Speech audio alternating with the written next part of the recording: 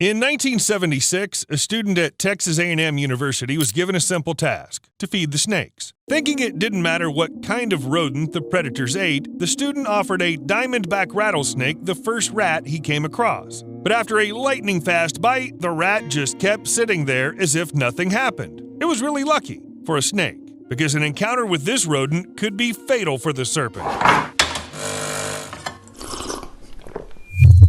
What do scientists do when they stumble across something unusual? Recreate the phenomenon in a controlled experiment, of course. They did indeed place rodents, a representative of the wood rat species, next to the snakes again. And they found out that small furry animals are not only immune to rattlesnake venom, the wood rats went one step further. Sometimes they would respond by scratching and biting the snakes to death.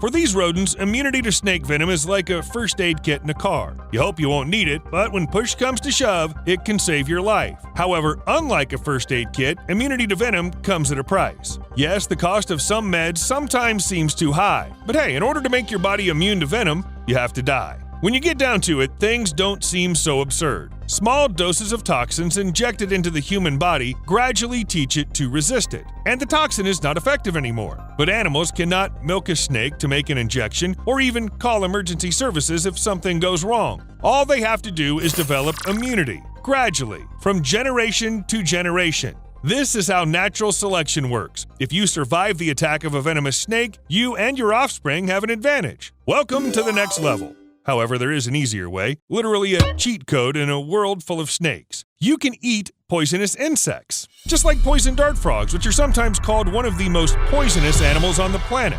That being said, the secret of their incredibly powerful toxin lies only in their diet. Scientists believe that poison dart frogs get their poison from certain arthropods and insects they hunt. Insects accumulate poison to defend themselves, acquiring it from plants, which most likely also became poisonous to protect themselves. Well, something tells me this doesn't really work. However, the poison dart frogs receive excellent protection, and most snakes do not risk messing with them.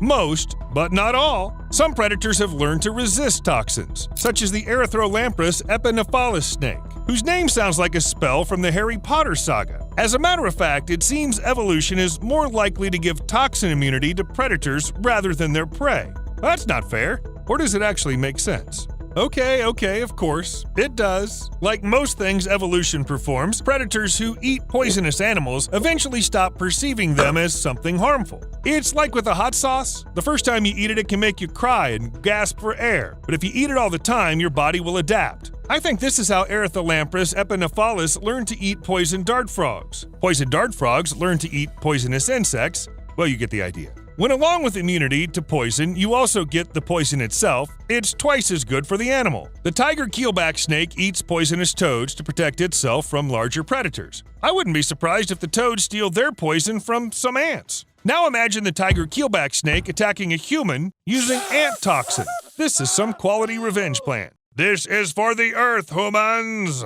But snakes have an unexpected enemy. The snakes themselves. Incredibly cool, dangerous, fast. Even they can sometimes miss and bite themselves instead of prey. Have you ever bitten your lip, cheek, or tongue while eating? This probably has happened to everyone. Now imagine your every bite was venomous. Doesn't sound nice. Apparently the snakes also realized this, and they developed immunity to their own venom. They will not be affected by one accidental bite. They'll need to do this several times so that the injected venom would start causing trouble. The dose should be really immense. Many snakes of the same species can bite each other during contacts, and if evolution had not come up with a solution, we'd have no snakes at all. You may think all of these ways of confronting snakes are somehow too complicated and long. Some also involve the unavoidable death of many generations. So maybe there's a more pleasant option. After all, there are mongooses. Can't you just take them and, extract a universal antidote from their blood that'll protect all people from snake bites forever?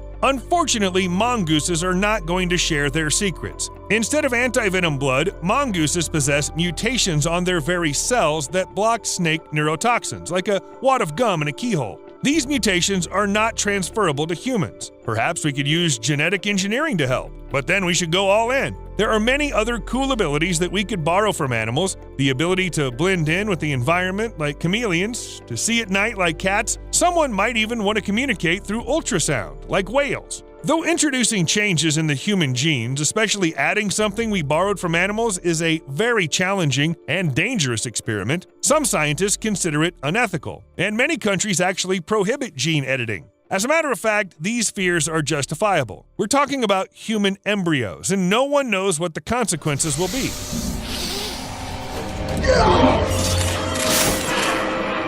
Maybe we'll make superhumans, or maybe the test subjects will simply die. There are no guarantees. Even experiments on animals, which are considered successful, give rather strange results. I already mentioned spider goats in one of the videos, a unique product of genetic engineering, though they don't know how to weave webs or climb walls. To be honest, these goats look quite usual. Scientists simply took a gene that encodes silk and placed it among the DNA that prompts milk production. So if you milk a spider goat, you can get a lot of milk full of spider silk protein. Then the milky web. Damn, that sounds like nonsense. Nevertheless, they lift a fiber of spider silk out of the milk, spool it on a reel, and in the future, they hope to establish mass production. And this is a successful experiment we're talking about. Imagine if someone decided to mix the genes of human and electric eel but failed. They wanted to create electro, but got this instead. Oh!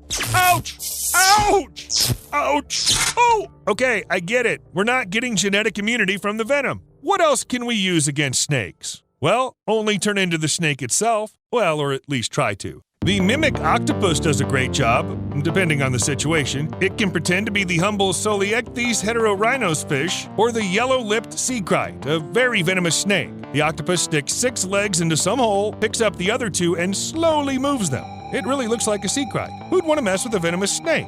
Even the snakes themselves don't want this. Yes, in theory, such a disguise would work against a real sea kite. Although cannibalism is common among many species, this does not mean that one snake instantly attacks another upon encounter. If the situation is not critical and it's not about fighting for a female or prey, sea kites will most likely ignore each other. Other reptiles actually know how to make friends. Garter snakes not only seek out social contacts, but they also choose whom they socialize with. Scientists who studied their friendship separated the snakes that hang out together and then watched in amazement as they crawled back to their pals. They returned to their bros and did not want to socialize with new acquaintances. By the way, scientists have no idea what prompts the friendship of the garter snakes. This definitely has nothing to do with breeding. The research snakes did not prefer friends of the opposite sex, but on the other hand, snake friends usually join up together, which helps them keep warm and protect themselves from predators.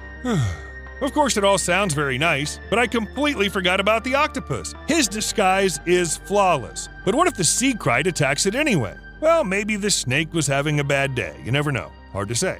I've not found an answer to this question, but I assume the sea kite will prevail. After all, it's very difficult to handle venom unless you're a wood rat. Actually, there are very few creatures that handle snakes but do not hunt them. Because snakes, well, let's be honest, snakes are pretty cool. Everyone wants to be a snake, even birds. Some of them, such as blue tits, emit amazing hiss-like sounds to scare away predators. Scientists even conducted an experiment on mice and found that tits really hiss just like snakes. The mice acted equally anxious in response to snake and tit hissing compared to the control sounds. But the tit hisses not only at predators but at other birds as well. As it usually happens in the animal kingdom, birds constantly fight each other for convenient spots for nests. Imagine you noticed a great hollow where you can make a whole penthouse, and then another bird flies up to it. Just hiss at it. Yeah, it really works. Everyone's afraid of snakes.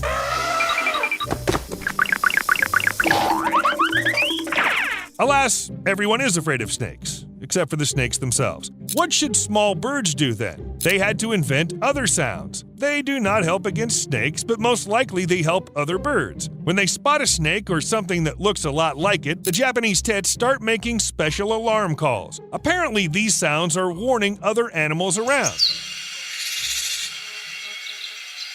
Well, now you know how to say snake in the bird language. See you later.